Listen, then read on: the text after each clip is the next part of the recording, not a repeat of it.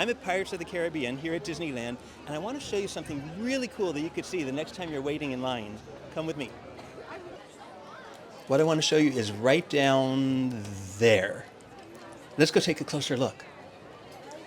Those of you who know me know that I love to admire the details that the artists create for the Disney parks, and this is a perfect example. Look how intricate that is. This plaque was placed here in 1997 for the 30th anniversary of the ride, and below are the names of the people who worked on the original attraction. Now, I knew some of those people, and I want to tell you some of their stories that they told me. X Atencio is one of them.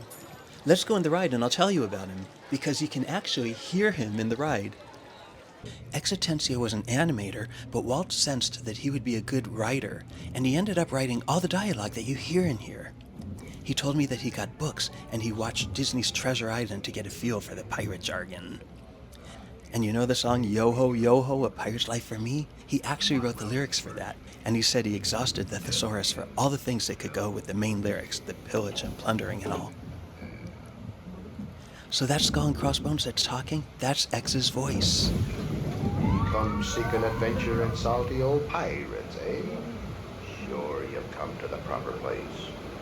But keep a weather eye open, mates, and hold on tight, with both hands if you please. Harriet Burns was one of the first 3 Imagineers and the first female Imagineer.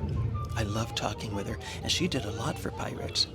She worked on the pirate figures and props and sets, and she even worked with a chemist to develop the skin that was used for human audio animatronics in Pirates of the Caribbean and also for other attractions.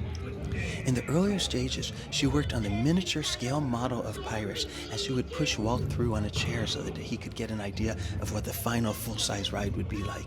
Harriet had such great stories. Marc Davis designed and fabricated all the original costumes for the ride. She told me that she wanted to be an animator, but the prestigious Chouinard Art Institute told her that women weren't allowed to be animators. Isn't that crazy? Mrs. Chouinard told her she could attend the school, but she was going to be a costume design major. I'd say she was quite successful at that, wouldn't you? Mrs. Chouinard told Alice that if she's willing to take role for the night classes, she'll let her sit in on animator Marc Davis's classes. Well, that worked out well because she married Marc, and he played an integral role in Pirates of the Caribbean. Marc was first an animator, and he also designed some of Disney's greatest characters, like Tinker Bell. But in the early days of Disneyland, Walt had Marc coming up with and designing scenes for the park's attractions. Now, I remember him telling me about one of the scenes that he created for pirates. It's that one right there. He said that there was a drunk pirate surrounded by pigs, and he told me that all the pigs were drunk too. If we listen carefully, we can maybe hear that the pigs actually oink in time to the music.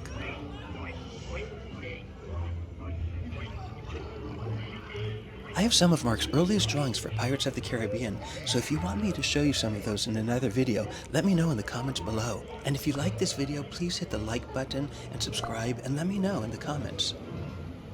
Blaine Gibson was another animator, but when Walt found out that he loves to sculpt, he had Blaine working all over Disneyland.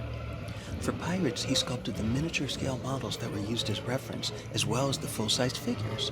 Wherever Blaine went, in restaurants or anywhere, he would look for faces that he thought were interesting for the ride, and that he would then create a cross between real and caricature. But he told me that Walt always reminded him, "Keep it believable, Blaine." Blaine said that was very important to Walt. Everything had to be believable. It didn't have to be realistic, but it had to be believable.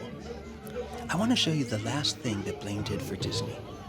So at the end of Main Street, it's the partner statue. That's the last thing that Blaine sculpted. He was actually retired at that point and living in Sedona, Arizona.